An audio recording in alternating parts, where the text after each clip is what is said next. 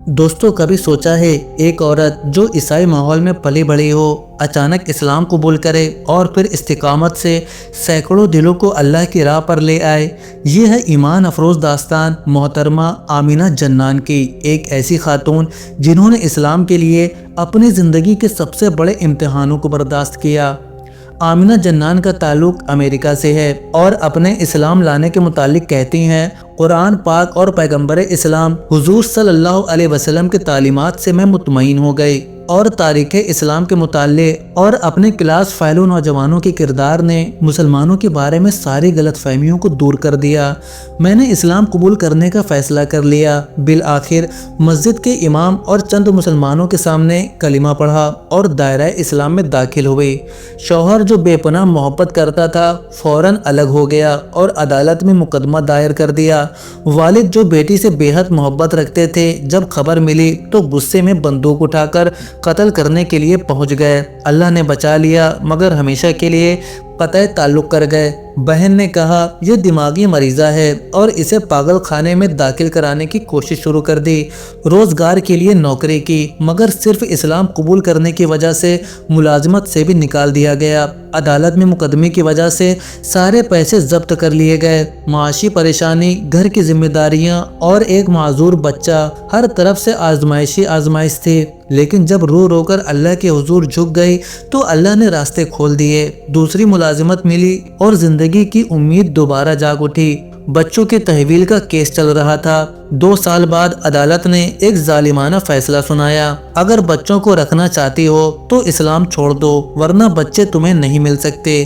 یہ وہ لمحہ تھا جب ایک ماں کے سامنے سب سے بڑا امتحان آیا، لیکن آمینہ نے 2 ٹوک جواب دیا، میں اپنے بچوں سے جدائی برداشت کر لوں گی مگر اسلام چھوڑنے کا سوچ بھی نہیں سکتی، اور یوں بچوں کو ان کے عیسائی باپ کے حوالے کر دیا گیا۔ دوستوں کے اصرار پر ایک امام سے نکاح کیا مگر چند ماہ بعد انہوں نے طلاق دے دی اور پیسے بھی ہڑپ لیے۔ یہ ایک اور کڑی آزمائش تھی مگر اللہ نے جلد ہی ایک بیٹے محمد کی نعمت سے نوازا۔ یہ بیٹا زندگی کی خوشی اور امید بن گیا۔ اب خود کو اسلام کی خدمت کے لیے وقف کر دیا۔ قرآن کے 10 پارے ماں ترجمہ پڑھا، حدیث کی کتابوں کا مطالعہ کیا، لاس اینجلس کی گلیوں سے یونیورسٹیوں کے لیکچروں تک، ریڈیو اور ٹی وی پروگراموں تک ہر جگہ اسلام کا پیغام پہنچانے لگی۔ امریکی خواتین کو بتاتی ہیں، اسلام نے عورت کو وہ مقام دیا ہے جو دنیا کا کوئی قانون نہیں دے سکتا۔ بیٹے کے لیے جنت ماں کے قدموں تلے، بہن اور بیوی کے لیے وراثت اور عزت، یہ سب صرف اسلام نے دیا ہے۔ میری ان کوششوں نے سینکڑوں عورتوں کے دلوں کو چھو لیا اور یوں 600 سے زیادہ خواتین نے اسلام قبول کر لیا۔ آخر میں یہ خوشگوار خبر بھی سناتی چلوں کہ میرا وہ خاندان جس نے مکمل میرا بائیکاٹ کر دیا تھا، اللہ کے فضل سے اس کے زیادہ تر افراد اسلام قبول کر چکے ہیں۔